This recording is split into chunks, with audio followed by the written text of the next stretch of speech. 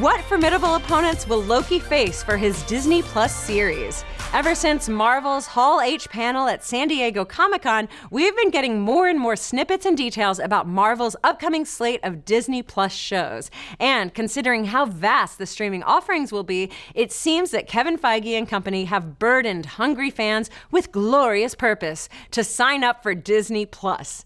Between WandaVision, Hawkeye, The Falcon and Bucky Show, Marvel's What If, and Loki, Disney Plus is positioning their catalog of shows to be can't-miss content. And just last week, we learned some new info about everyone's favorite slimy trickster god, Loki, and his solo outing. Surprise! Since Loki's had a bit of a break from the MCU, fans have been curious to hear more about how his Disney Plus show will play out. Speaking with MTV News, Tom Hiddleston himself spilled some details about Loki's spinoff. So, what exactly did we learn about the staff-wielding prankster? Sir, please put down the spear. First of all, we learned that the Loki series will have a 6-episode run, and we know from Avengers Endgame that the Loki we'll be seeing in Loki is the Loki from the Battle of New York, who slipped away with the Tesseract. That's right, the greasy bad boy that you know and love will be back.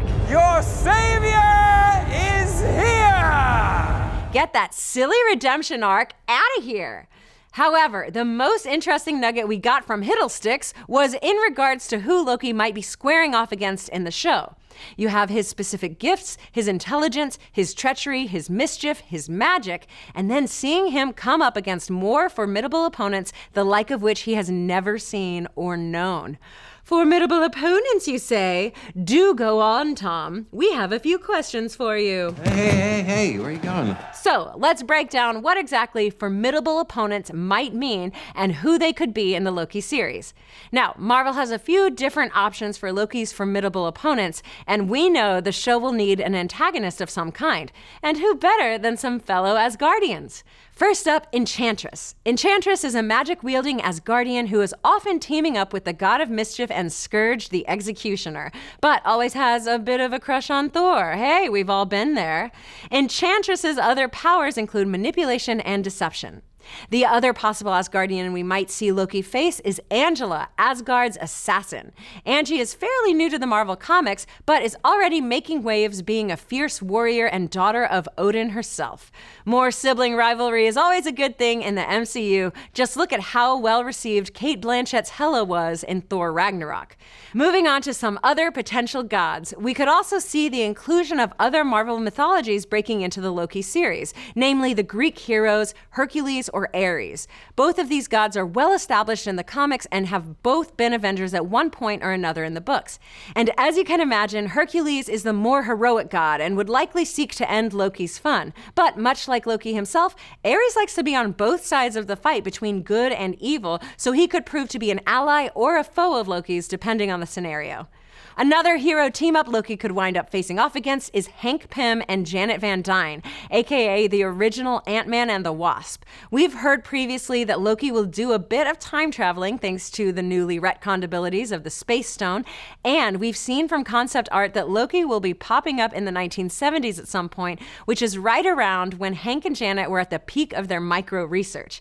Seeing Loki take on potentially de-aged versions of Michael Douglas's Hank and Michelle Pfeiffer's Janet is definitely a possibility, knowing how much Marvel likes to use that tech. Plus, Loki, Hank Pym, and Janet Van Dyne have a bit of history in the comics.